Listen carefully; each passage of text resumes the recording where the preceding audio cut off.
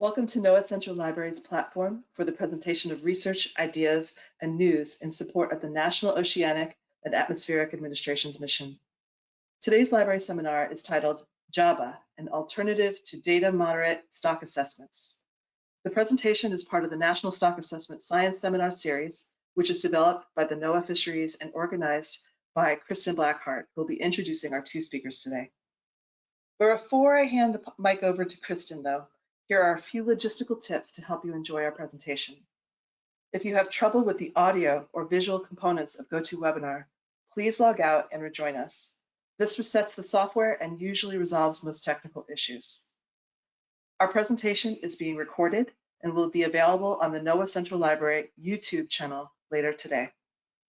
We will also be accepting questions throughout the seminar, which Felipe and Henning will address at the end of their presentation. Please feel free to type your questions in the questions chat box located in the control panel and identified by the orange arrow on your screen. So with that last detail, let's start the seminar. The mic is yours, Kristen. Thank you, Lisa. I am so pleased to introduce our two speakers today. We have Felipe Carvalho, who is the Stock Assessment Program Lead at the Pacific Islands Fishery Science Center. And joining him will be Henning, who is a stock assessment expert at the Joint Research Center of the European Commission in Italy. So with that, I won't take up any more time and I'll hand it over to Felipe and Henning. Aloha. Thank you very much, Kristen, for the great introduction, and thank you everyone for attending our presentation. Again, I'm Felipe Carvalho, and I'm speaking to you from Honolulu, Hawaii. Henning is also joining us today from Cape Town, South Africa. Henning, do you want to say hi? Hi, I should be in Italy, but pandemic made me stay in Cape Town, so soon to be. Thank you, Henning. What we will present today highlights the JABBA Stock Assessment tool and its flexibility framework for biomass dynamic modeling. Our intent in giving this presentation is first to describe JABBA in hopes that it could be useful for others that maybe are thinking initiating a data moderate stock assessment or looking for a platform to develop research on fish population dynamics. Although Henning and I are presenting, JABBA is truly a product of a teamwork, and it's an exciting example of international scientific collaboration. I'm an 80s kid. If you grew up in this decade, you know what a glorious time it was to be alive. The 80s brought us Ninja Turtles and synthesizer music. From the stock assessment side of things, the 80s was also the golden era of surplus production models. And JABBA is an SPM at its core. Typically, SPMs are chosen for stock assessment, given it its simplicity in terms of the number of parameters and formulation, as well as data requirements. This diagram shown here is a generalization of the data complexity used in data limited, moderate, and rich stock assessments. As you can see, SPMs are used to assess marine populations in data moderate situations where age and size information are unavailable. By modeling the temporal evolution of the aggregated biomass targeted by fishing, SPMs do not require information about the age or size structure of the stock. SPMs are therefore primarily applied to stocks where the only data available are observations of commercial catches with some index of exploitable biomass, such as CPE or a survey index. The majority of SPMs implemented in stock assessments are based on third-party software, and among the most commonly used are ASPIC, BSP1 and 2, Spicety, and now JABBA. While the basic deterministic formulations of SPMs has remained unchanged for decades, the methods used for estimating model parameters from observations while acknowledging random variability have undergone major developments. Least square methods for fitting production curves developed into more explicit assignment of noise in process error or observation error models. The most common form of SPMs used today are state space models that simultaneously estimate both process and observation error using a Bayesian approach. The popularity of SPMs across fisheries organizations presented a clear need for a unified approach that was reproducible, well documented, and easily implemented for a variety of fisheries. That was when Henning, Maya Kapoor, and I started developing JABBA to address these issues. In 2018, we published JABBA on the journal Fisheries Research. The manuscript includes the inner mathematical workings of JABBA and a case study of the South Atlantic swordfish stock assessment. To increase transparency, reproducibility, and promote ongoing development, we decided from the get-go that JABBA needed to be an open source software. The GitHub platform provides the perfect means for fisheries scientists to share, document, and improve JABBA in a standardized manner. Hosting JABBA in a globally accessible repository also increases transparency in the assessment workflow and enables rapid and continuous modification of the code and act as an archive of model improvements over time. I really think having JABBA openly accessible on GitHub has promoted its use. And I like that anyone in the world can access it freely. Since the article came out in 2018, JABBA has been used to assess 28 stocks around the world, including some assessments under the responsibility of the International Commission for the Conservation of Atlantic Tunas, ICAT, the Indian Ocean Tuna Commission, IOTC, as well as NOAA in the Pacific Islands region. In fact, JABBA's first stock assessment in the US was for the main Hawaiian Islands Kona crab in 2018, which is a data moderate fishery. A year later, the Pacific Islands produced another JABBA stock assessment, now for the bottom fish stocks in the 3 US Pacific territories, the Commonwealth of the Northern Mariana Islands, Guam, and American Samoa. One of the great things to have JABBA freely open was that following every stock assessment, we worked to document the code and implement changes proposed by other scientists throughout the development process and review panels, and make it available instantly so others could use it. So, JABBA is constantly evolving thanks to the help of the broad stock assessment community, which mirrors how it was formed in the first place, by identifying improvements and developments of SPMs in general and publishing many peer-reviewed papers and organizing them together into a single model. The current version of JABBA has a number of inbuilt options, which are listed here, and some of those options were proposed and developed by other scientists, and again, published in peer-reviewed literature. However, today, we would like to focus on 3 components of the JABBA framework that users and panel reviewers were especially interested in. They like the graphics that JABBA produced because they can be completed in minutes, and I think they look pretty cool.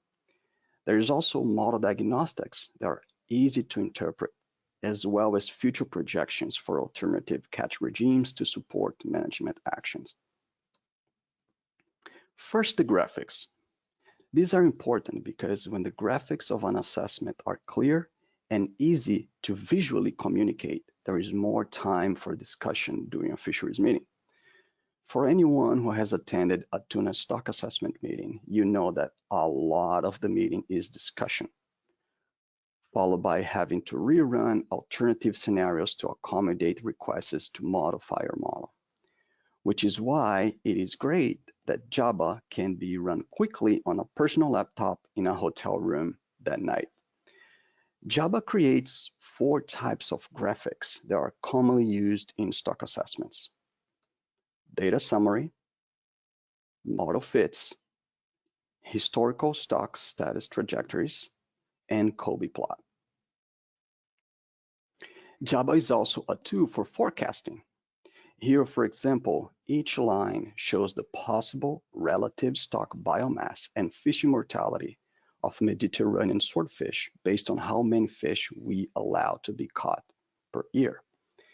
In a few minutes, you can usually perform a simulation of future projections with 3 different chains of 30,000 MCMC iterations for a single JABBA model.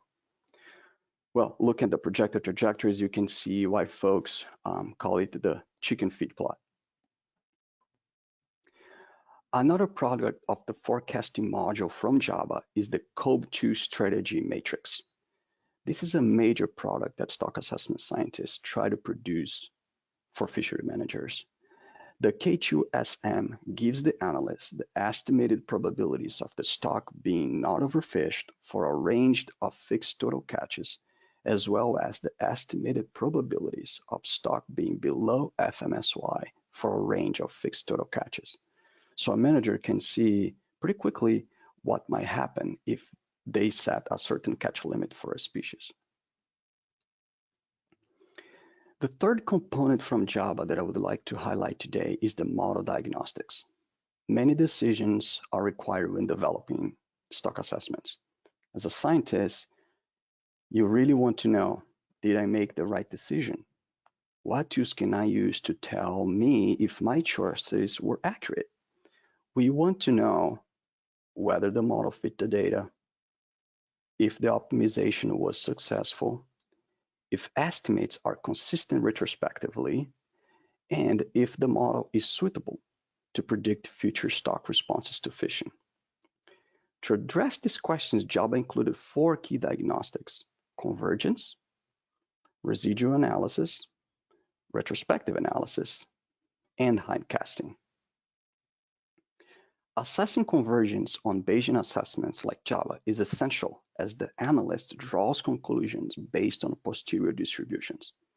In JABBA, convergence of the MCMC samples to the posterior distribution is monitored via visual inspection of the trace as well as statistical tests. The plot shown here is an example of a trace plot for the parameter r in a JABBA model. On to residuals.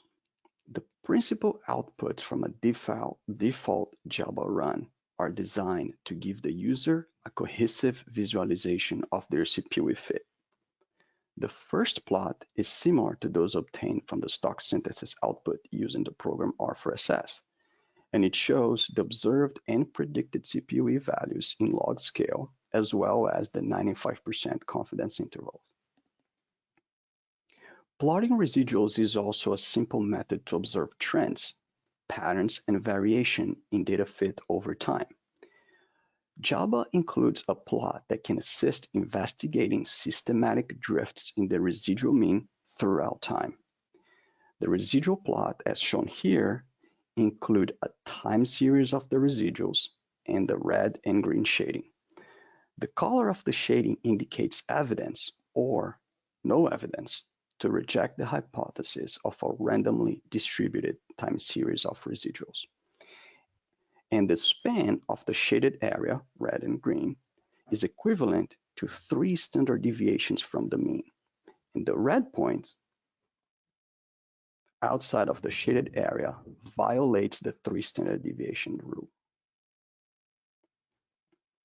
We also introduced a joint residual plot that incorporates several features, such as log normal residuals of CPU indices color-coded by fleet with combined RMSE, and a lowest smoother through all residuals, which can be used to highlight systematically autocorrelated residual patterns. The third key diagnostic available in JABBA is retrospective analysis, which is commonly used to check the consistency of model estimates. JABBA provides a plot of the estimated time series with the retrospective results for biomass and fish mortality, plus the 95% confidence intervals from the reference model, and the surplus production. The commonly used statistic of Monroe for assess retrospective bias is also available when developing retrospective analysis in JABBA. So far, the model diagnostics we talked about are often used to evaluate how well the model fits all available observation and how consistent the modeled quantities are in retrospect. However, providing fisheries management advice also requires predicting a stock's response to fishing and checking that predictions are consistent with future reality. To address this, Laurie Kell and collaborators proposed the hindcasting cross-validation method, where observations are compared to their predicted future values. The method also includes a robust statistic for evaluating prediction skill, which is the mean absolute skill error, or MASE. They published the description of the hindcasting method in a great paper on Fisheries research, and I encourage you guys to check it out. We were fortunate to work with Laurie and collaborators and add the hindcasting cross-validation to the JABBA diagnostic toolbox. The plot shown here is an example of hindcasting cross-validation results for CPV fits obtained from a JABBA model. Okay, so I'm done with my part of the presentation. And now I want to turn it over to my dear friend and colleague Henning in South Africa to talk about the newly developed extension of JABBA called JABBA-SELECT. JABBA-SELECT is an exciting example of the international, collaborative, and evolving nature of the JABBA framework. Mahalo everyone, and take it away, Henning. It's Felipe. Good evening again, everyone, from Cape Town, which is a place that saw also much of the evolution of the JABBA-SELECT model. And one of the major drivers of the development was actually the challenges to assess the South African handline fishery as a scenario of a data moderate multi-species fishery. Just for brief background, the fisheries is very old, so it started in the mid-1880s, but data collection in terms of mandatory catch returns were only really starting in 1985. So following a number of dedicated biological studies on the various species, the first round of pericoot assessments were conducted, and these led, due to the pessimistic outcome, then to the lionfish crisis or emergency in 2003. Which also involved a severe effort reduction and new implementation of size limits. So I came to Cape Town in 2011 to do my postdoc back then, with the aim to reassess the lion fishery basically a decade after the emergency. And I started quite complicated by using customized age-structured production models in ADMB, and fitting them to rigorously standardized CPE indices and the available size composition data.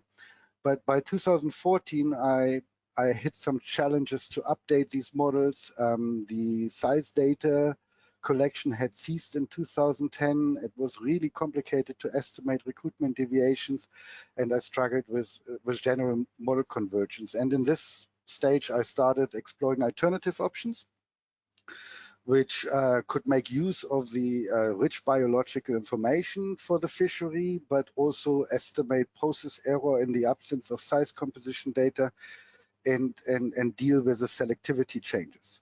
In the same year, in 2014, I had the great opportunity to visit Felipe in Hawaii at the NOAA Fisheries Center. And back then, we also discussed the first ideas about the JABBA-SELECT framework. So long story short, we started proceeding with developing JABBA-SELECT, and the model was consistently improved, also thanks to the great input of the co-authors, and especially also the panel of the international stock assessment review workshops that took place in Cape Town. And the panel finally endorsed JABBA-SELECT for broader use in data moderate assessments, which then subsequently led to the publication in 2020. And the panel is illustrated here nicely. Next slide.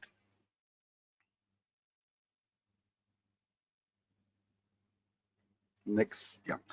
Okay, so with the publication, the aim was basically to extend the existing JABBA framework by a data moderate assessment method that enables the use of biological input parameters like used in conventional age-structured models, that can account for selectivity-dependent changes on surplus production, which is often ignored in surplus production models, and to account for selectivity distortion between the observed abundance index and the model spawner biomass, which is actually the quantity of interest to determine usually the stock status, and also to then capture key uncertainty of life history parameters, such as the steepness of the spawner recruitment relationship or natural mortality, while being able to robustly estimate the process error without size composition data.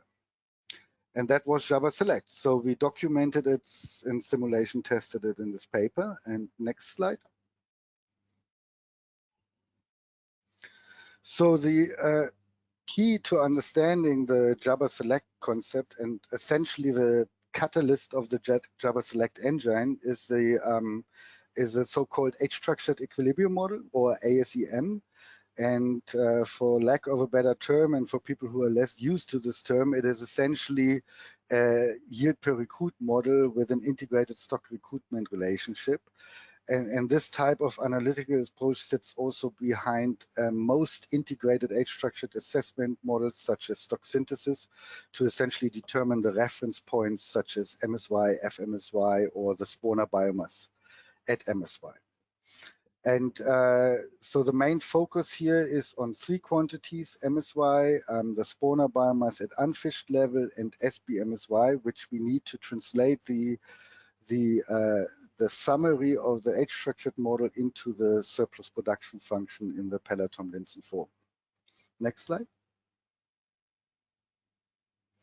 So one of the key ideas of JABBA-SELECT is to link the age-structured modeling framework with a surplus production model, and the key link is a surplus production function.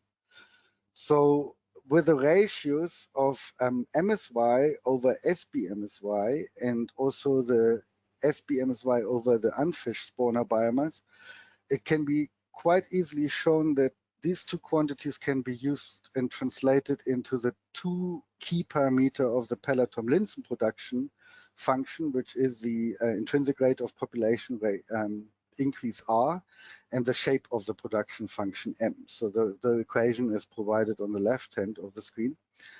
And but to make the link a little bit more explicit and intuitive, we decided to reparameterize the original Pellet-Tomlinson function by using our formulation of productivity in the form of harvest rate of MSY, which we define as the ratio of MSY to SBMSY, and which can be directly translated from any age-structured model, and also to replace the somewhat ambiguous biomass, aggregated biomass, explicitly by spawner biomass and work from there. So the key idea is to summarize the many life history parameter input into essentially two dimensions: the production parameter, harvest rate at MSY, and the shape of the production function.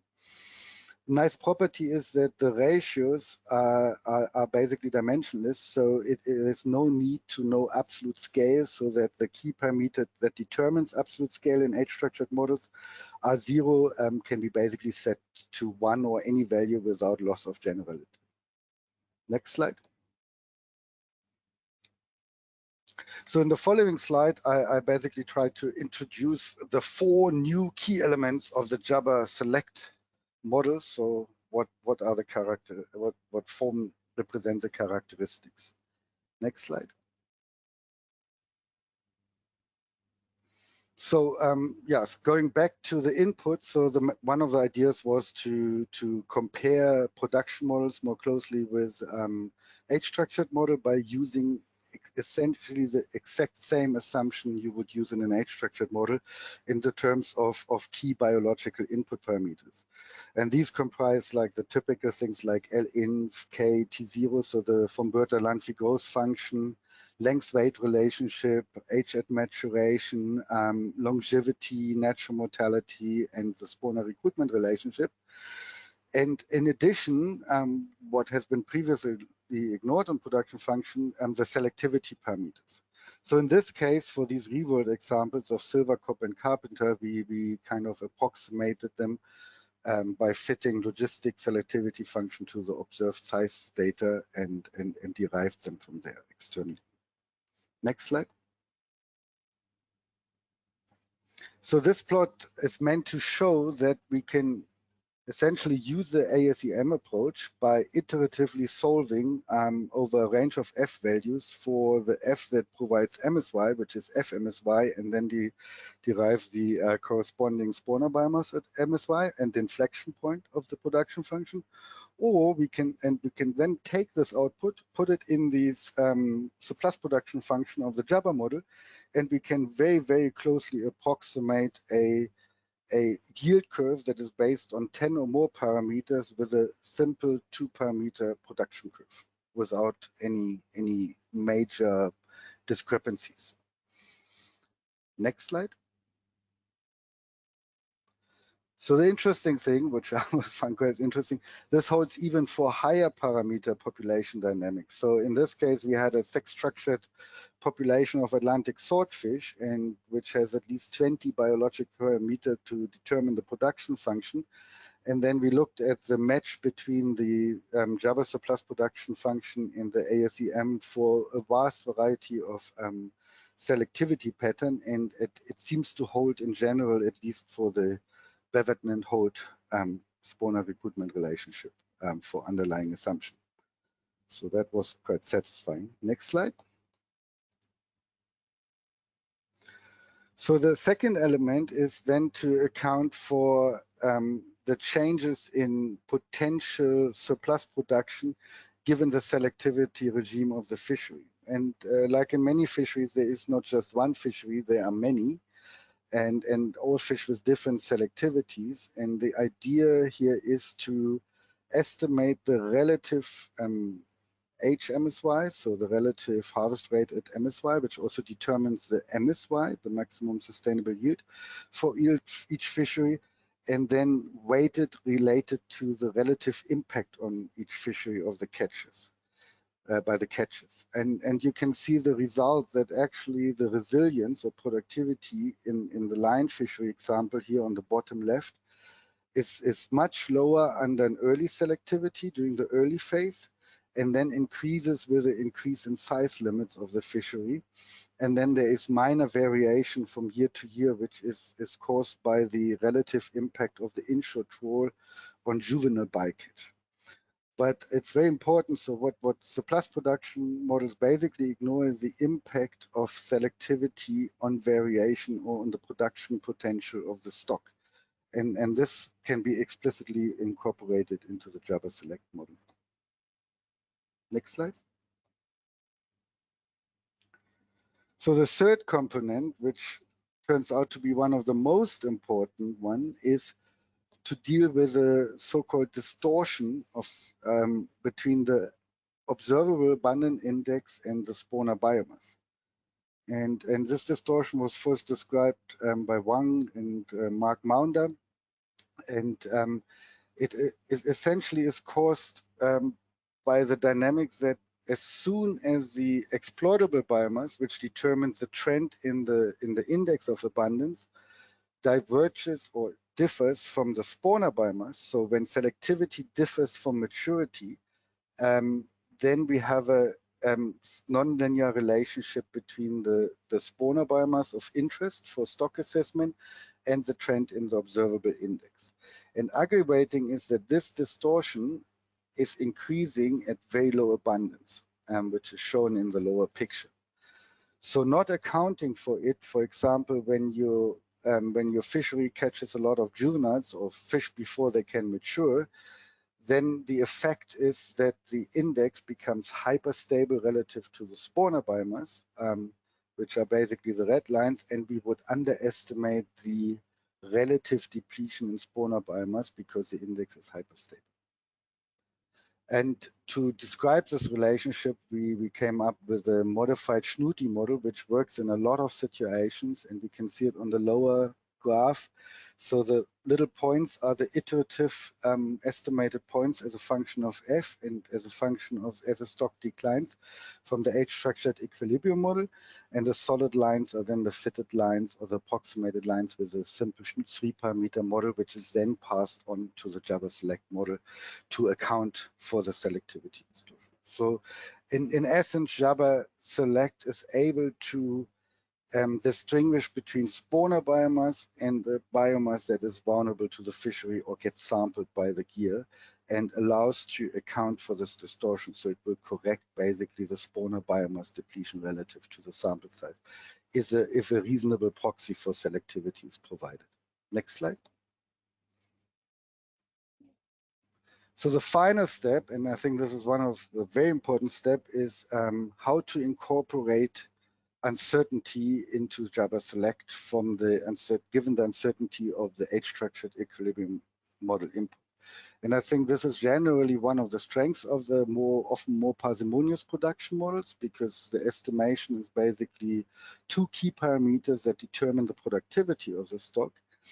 And what we found also during the panel reviews was that by admitting uncertainty via a Monte Carlo simulation approach of the 2 leading key parameters and the steepness of the spawner recruitment relationship and natural mortality, we find that the 2 dimensions of the JABBA-SELECT models, the harvest rate as MSY and the shape parameter, are basically correlated on log scale. And this enables us to make use of the correlation and then formulate a prior based on the Monte Carlo simulated posteriors as input for the JABBA-SELECT model. And this makes JABBA-SELECT able to account simultaneously for both uncertainty in the spawner recruitment relationship and uncertainty in natural mortality, which is usually very, very difficult to do in an age-structured context because of all the confounding effects and parameter correlation with just index of abundance and catch information. So the essence is we translate the uncertainty into the production function as in a 2-dimensional scale with a multivariate log normal prior. Next slide. So finally, the same approach is used for multiple fisheries, but the main adjustment then happens on the productivity, which determines in essence the MSY potential given a fishery. So it determines how much catch can be sustainable removed for given spawner biomass under a selectivity regime. And to do that, we basically repeat this ASEM approach, the Monte Carlo simulation, for each selectivity regime, and then express the emerging ratios between selectivity 1, the base selectivity, and any other selectivity as gamma priors. So we also can incorporate somewhat the uncertainty into the JABBA-SELECT model and pass this on. And interestingly, this uncertainty looks very narrow for logistic selectivity assumption, but increases substantially for example, for dome-shaped selectivity assumption, which is also possible to implement in JABBA-SELECT. Next slide. Felipe, may I ask for a time check? Hey, Henning, you have about 15 minutes left. Oh, I was fast. Okay. So yeah, I mean, all the theory is well and good, but obviously in modern times, nobody wants to put a stock assessment in action when it doesn't have the proven ability to do what it seeks out to do. And a very powerful approach is to bring the proposed new stock assessment method to simulation testing, and ideally compared with alternative methods that are already established on the market.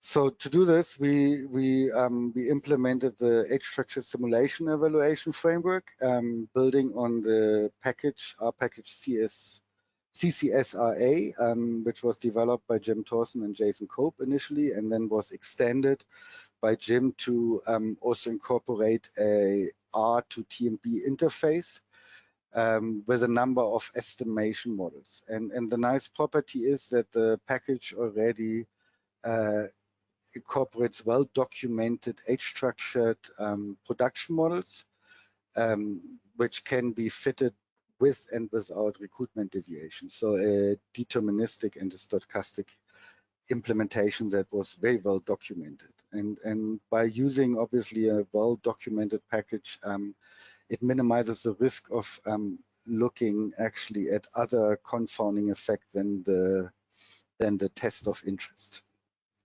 Next slide.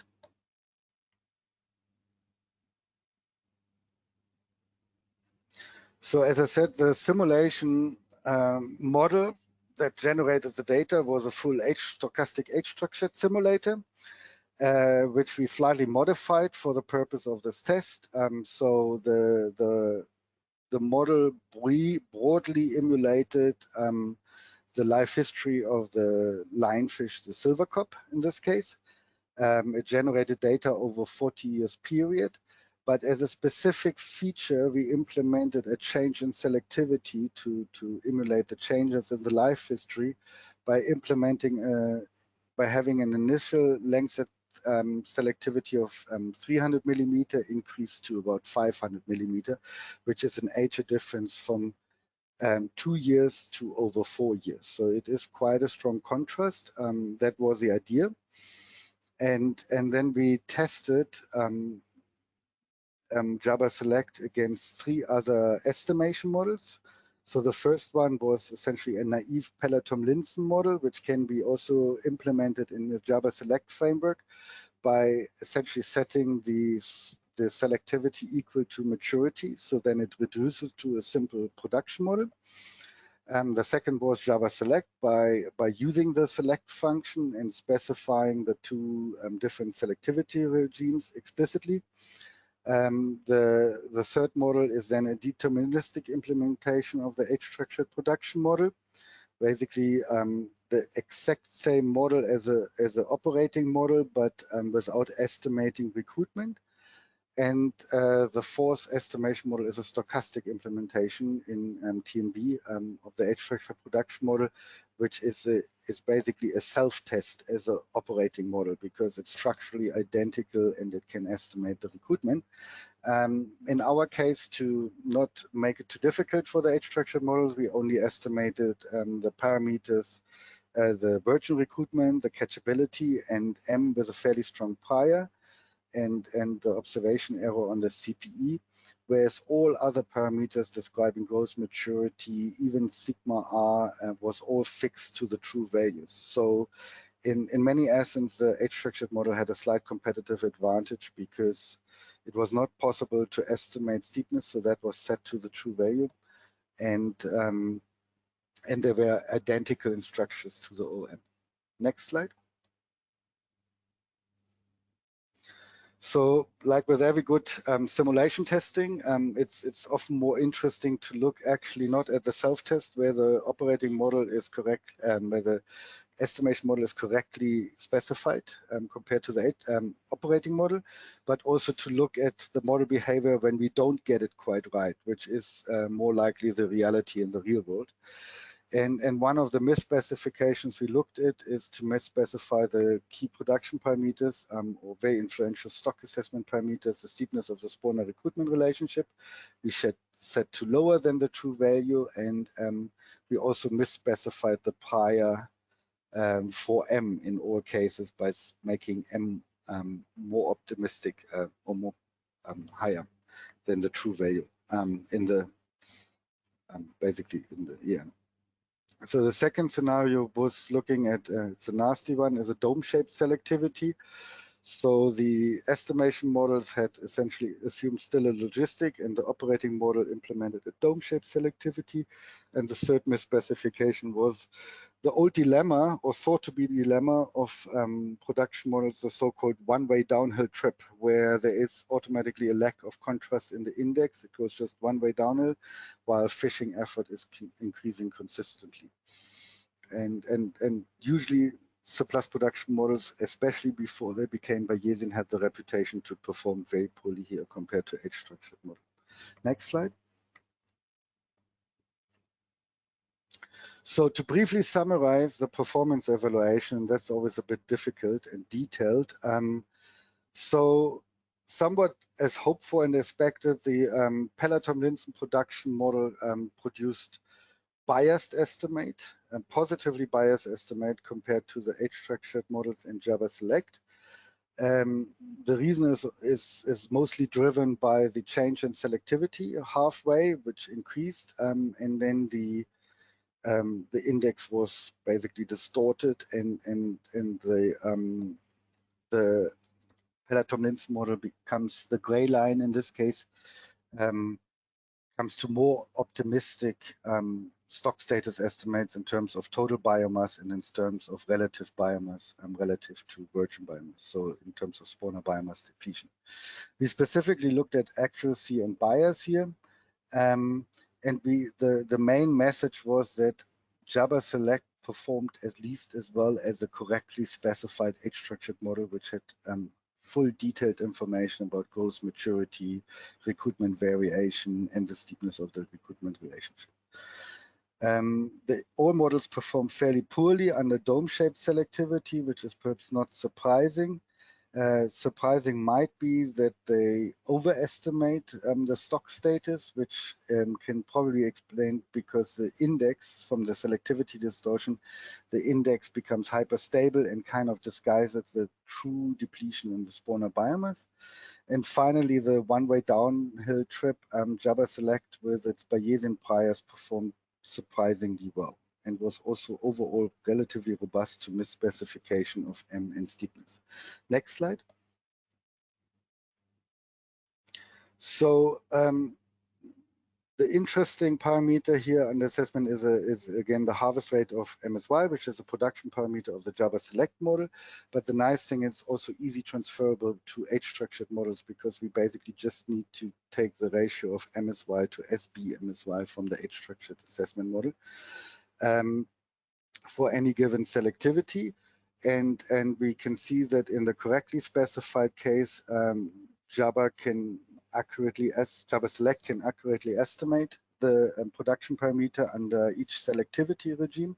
And what is perhaps a bit more interesting, that it was better able to update these key parameters in light of misspecification of natural mortality and steepness, where the age-structured model started to show very quickly systematic bias. So they were not really able to estimate these quantities given the data. And they're estimated very differently because obviously there's a function directly. Next. So just to summarize, in my view, JABBA-SELECT provides kind of two of the best of two worlds in many ways. So if specified broadly correctly, and if some selectivity knowledge is available, it will probably always perform better than the conventional surplus production model in terms of accuracy. And we can see that across the multiple scenarios, in terms of relative stock depletion, it performed usually better than the age-structured models in terms of accuracy. But it has the superior confidence interval coverage from the production model, where the confidence coverage is a measure of how well the uncertainty is actually estimated. And it does it by counting the number of true values falling within the 95% confidence interval estimate during each generation run. So basically, when a model has 95% confidence coverage, in this case, it would mean that 95% of the true values would fall within the 95% confidence interval, which is basically an exact estimate of the uncertainty. And one thing which sticks out is that the often deterministic implementation of an age-structured model has very poor confidence interval coverage compared to the JABBA-SELECT model, where the stochastic implementation, which is often very difficult to implement in really data limited situation with short abundances, have a certain improvement in terms of confidence interval coverage. Next slide. So yeah, this was a simulation testing from the initial JABBA-SELECT paper, but with simulation testing, there is no stopping and there are always more questions to ask. And our friends and colleagues from Brazil, Bruno Murata and Rodrigo Santana, they're currently leading another simulation testing project where we relooked at an old dilemma in tuna FMOs, which is that often CPE indices are provided in numbers, but then fitted to production models, which takes them as trend in spawner biomass directly or in biomass. And we also relooked at the selectivity distortion and the combined effect, which is very common that CPE indices include juveniles. So basically catches fish before they can mature, and they can be in numbers, and we were interested if this effect is additive, and first and foremost, if JABBA-SELECT can account for it. And we tested it by basically comparing JABBA-SELECT to a number of other surplus production frameworks, including JABBA, the SPIC model, and a deterministic MPB model developed by L'Oréal for actually MP management evaluation purposes. And the good news is that JABBA-SELECT can accurately account for indices when provided in numbers. So it can deal with the selectivity distortion, which is shown here in red boxes. The bad news is that production models tend to be positively biased when numbers are provided in CPEs and provided in numbers, which might have quite some implication for the tuna world, because this is not particularly risk adverse. So we hope to produce this study in the near future. Publish. Next slide. So in summary, why to consider JABBA-SELECT? So it is also in GitHub. It was quite complex to develop, but it is fairly easy to use at the moment. The good news is an R package is on the way, which will make it hopefully much easier. And I think the key strengths of JABBA-SELECT is that it unifies the parameterization between age-structured and surplus production models. That is particularly helpful in the tuna world, but also in other assessment frameworks where these models are often run in parallel to corroborate each other. And it often makes much more sense to use the same assumption for a model to not compare apples with oranges. It overcomes several shortcomings of conventional surplus production models. And it is relatively fast to implement, also an update for a wide range of data moderate stocks. And the simulation testing thus far has shown that it performs at least as well as alternative age structures approaches, but usually better estimates the uncertainty. And it has outperformed in a number of scenarios the conventional surplus production models. So, but this is the whole idea of the JABBA framework. As Felipe said, it should be just the start and not the end by publishing the 2 papers. And there is a lot of exciting research on the way. To conclude, Felipe, next slide. So we have we had a very interesting study led by E.J. Chang from the National Taiwan University that looked in time varying processes of the intrinsic rate of population rate and the process error on biomass and implications for risk and in catch advices. And this is about to be implemented in the JABBA-SELECT package as approach to estimate time varying processes using AR1 autocorrelation process. Next. Then my friend L'Oréal has led a study on validation of stock assessment models, a cross-modeling platform using Hindcast cross-validation that Felipe mentioned earlier already. And here we showed that this approach is not specific to an assessment, but we used it, for example, to compare stock synthesis and JABBA model inference for yellowfin tuna in the IOTC area. It's a very interesting theory and concept paper with a number of considerations on how to validate models. And it's soon to appear, hopefully, in the ICES journal. Next. And last but not least, Lori and Iago Mosquera are currently developing a JABBA management procedure, so a first Bayesian management procedure for management strategy evaluation. And the initial back testing results for the big IOTC AlbaCore MSE grid of 1,440 stock synthesis models show very promising result retrospectively, and we hope to implement it for management strategy evaluation also in future as a Bayesian risk reverse model. Yeah, that was it. That was the last teaser. Thank you very much. Excellent. Thank you so much to both of you for your presentations. Audience, we have about 10 minutes to answer your questions. So please type them in the questions chat box. It's in the toolbox on the right side. And while we wait for your questions, I want to remind you that this was recorded. So we hope that you will go to the NOAA Central Library YouTube channel and that you will share the link with other people who might be interested in the JABBA presentation. I also kind of wanted to mention something else. You had some great articles in there from Fisheries Research, and you know, this is a library platform. So please, if you work for NOAA and you have VPN, go straight to the article and download it. You'll be able to access the article immediately and learn even more about JABBA. So, giving people another second for questions. Did you have any more comments you wanted to add, Henning or Felipe?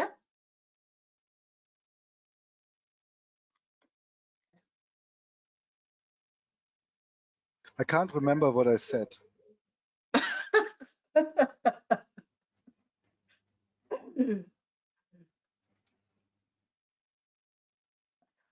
All right, here we go. Here's our first question. Very nice presentation. When using the cross-validation feature to measure the prediction skill of assessment models, what does JABBA do if it finds some bias patterns in predictions? Will you conduct post hoc adjustments and link the adjustments with management advice? Should I say? You go first, Henning. Yeah, so normally the approach is it goes a little bit towards ensemble modeling, where you initially formulate alternative hypotheses about the stock, because there's always a lot of uncertainty about the input parameter, about the choice of CPE, and given these basically scenarios, we can then use, for example, the hindcast cross validation as an objective way to identify which of the scenarios are most plausible given their prediction skill. And one of the main ideas of the prediction skill is that you actually remove observations from the model. So you fit the model without the information, predict that observation, and cross-correlate it. So it is actually really a check that the model is consistent with the reality of the future observations. And it's widely used in oceanography, and it's really, at the moment, we explore it for model weighting, ensemble weighting, and hypothesis testing. And obviously, when a scenario has very poor prediction skill, it's probably misspecified, and the best approach is to develop a new scenario which is more appropriate, or in the worst case, go back to the drawing board and relook at the input data.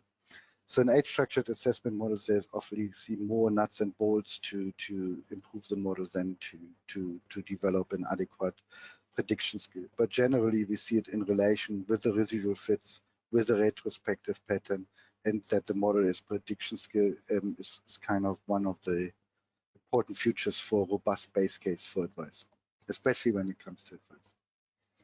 Mm-hmm. Yeah, thank you, Henning. And also would like to add that we get a lot of questions about how to use all the diagnostic tools available in JABBA.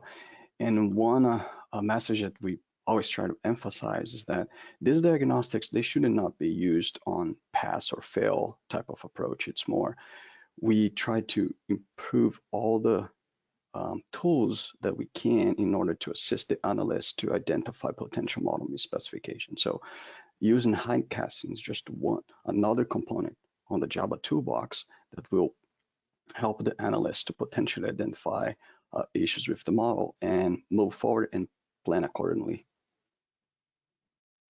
Excellent. Thank you very much for that response. There's a couple more questions in here. This next person says, great presentation.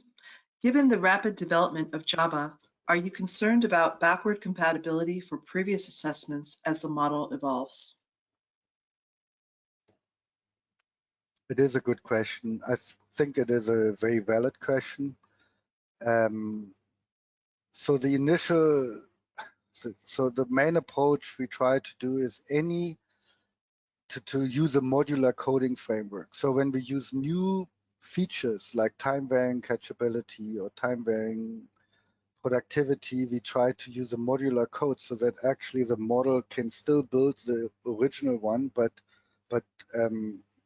jumps or inbuilds a new feature if the user option is the user is choosing it.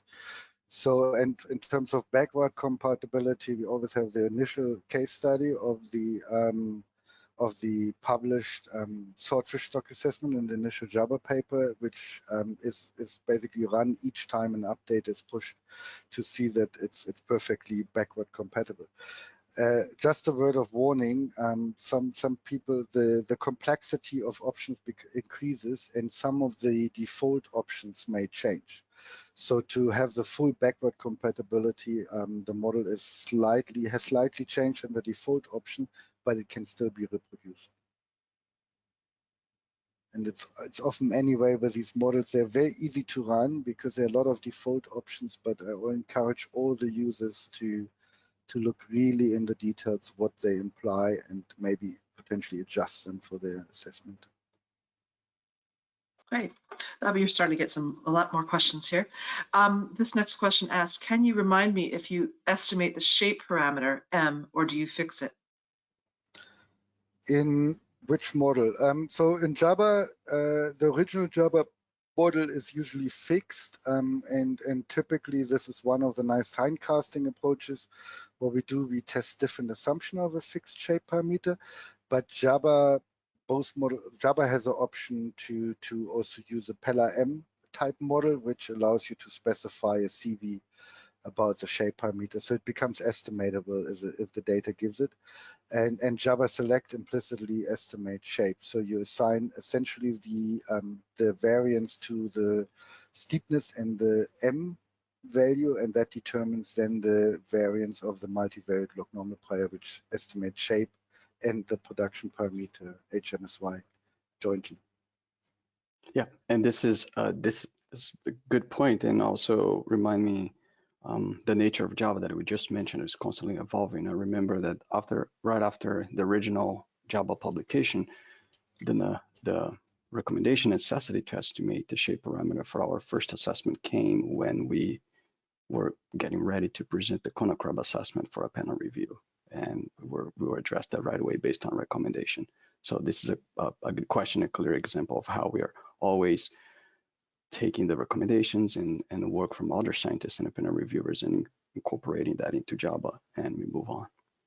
I'm going to ask and a very nice way to track the evolution is actually, it's a bit tedious, but the benchmark assessments are typically open access in whether it's ICAT, whether it's IOTC or NOAA, and it's a very interesting way to actually track the evolution because the model is improving in capacity from benchmark year to benchmark year.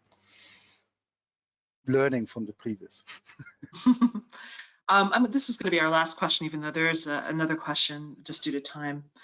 This question asks, other than Java's relative newness and Felipe's presence in the Western Pacific, to what do you attribute the lack of usage in the rest of the United States?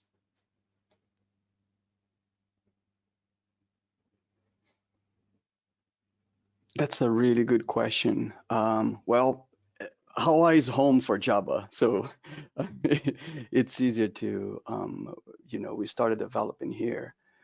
I think it comes down to data availability, familiarity, how the scientists are familiarized with the methodology, and I don't have a clear answer for that question, but our intention with Java is that if you're thinking to do a data moderated assessment or research and you think that this framework works for you, saves you time, don't reinvent the wheel, go with Java. And if you think that any other platform works better for you, then go for it. I think there's also value in the US to potentially compare Java with more complex age-structured models, so that kind of to use it as a corroboration, also with the JABBA-SELECT model. And I think generally it's quite new. So the stock assessment process is quite rigorous with a benchmark. So it takes really time to get established in a benchmark circle. And on the other hand, there's a lot of good research coming, especially on data pool methods from the West Coast of the US with the age-structured models, and especially stock synthesis consistently improving to handle data moderate and data poor assessments.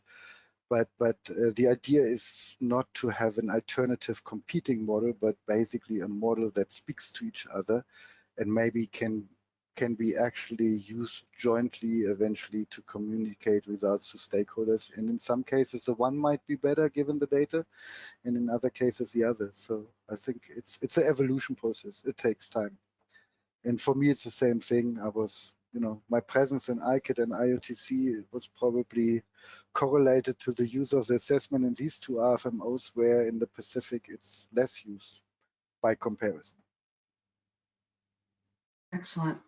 Well, that question concludes our seminar. Thank you both so much for telling us all about Java, and also to Kristen for organizing the National Stock Assessment Series. Just want to mention again that if your question was not addressed today, it will not be ignored. All questions will be sent to our speakers who can respond offline. And audience, I just want to thank you for joining us for today's library seminar. NOAA Central Library is very proud to present the work of the NOAA community, its partners, and we hope you'll join us again. Be well. Take care, everybody. Bye. Bye.